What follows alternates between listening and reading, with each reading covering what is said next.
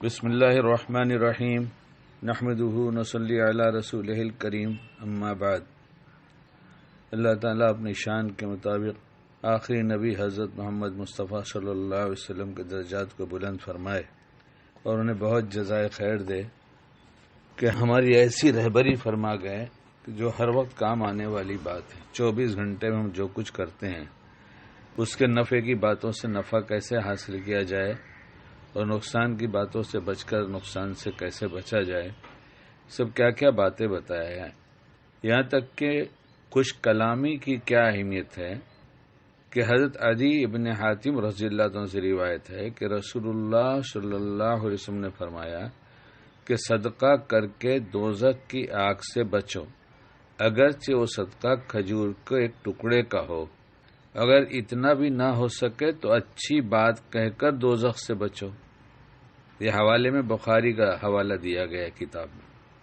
یعنی کتنی چھوٹی سی بات بتا دیا اور کتنی نفع کی بات بتایا کہ دوزخ سے بچ جائے آدمی، اور جو دوزخ سے بچایا جاتا ہے وہ دنیا میں بے چینی کی زندگی نہیں گزارتا، اسے سکون ملتا ہے۔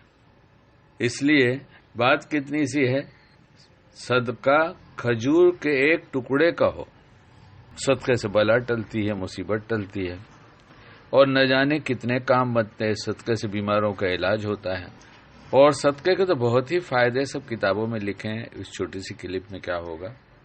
اس لیے کتنے لوگ ہیں جن کو میں نے دیکھا ہے کہ جنہوں نے اپنے بیماری کا علاج، اپنے گھر والوں کی بیماری کا علاج، پہلا عمل صدقہ کیا، پہلا عمل، اور صدقہ کرنے کی وجہ سے وہ بڑے بڑے آپریشن سے ایسے بچ گئے کہ تعجب ہوتا ہے کہ یہ ساری رپورٹس ایسی نکلی کہ ان کا آپریشن ہونا ضروری ہے، لیکن انہوں نے پہلا کام صدقہ کیا، نہیں پہلے صدقے سے علاج کریں گے، تو صدقہ کیا تو اس سے بچ گئے، بڑے بڑے خرچ سے بچ گئے۔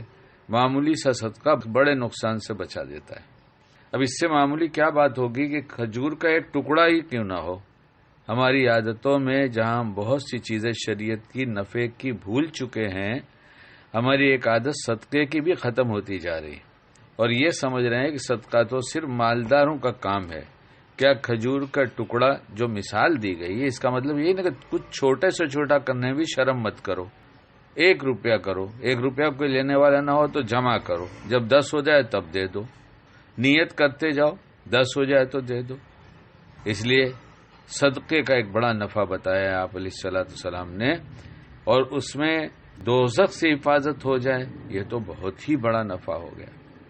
اس کا ایک مطلب یہ بھی ہوتا ہے کہ جو صدقے کی عادت بنائے گا، صدقہ کرتا رہے گا، جب دوزخ سے بچانا ہے اس کو اللہ کو، تو دوزخ میں جانے والے اعمال سے حفاظت کر دیں گے اللہ پاک۔ کیا اچھی بات ہے، ایک صدقہ جو دوزخ سے بچا لے، اور دنیا میں دوزخ والے اعمال سے بھی اللہ اسے بچا لیں گے، اور پھر جنتی والے اعمال کرے گا۔ جب دوزخ میں نہیں جائے گا تو ظاہر ہے جنت میں ہی جائے گا۔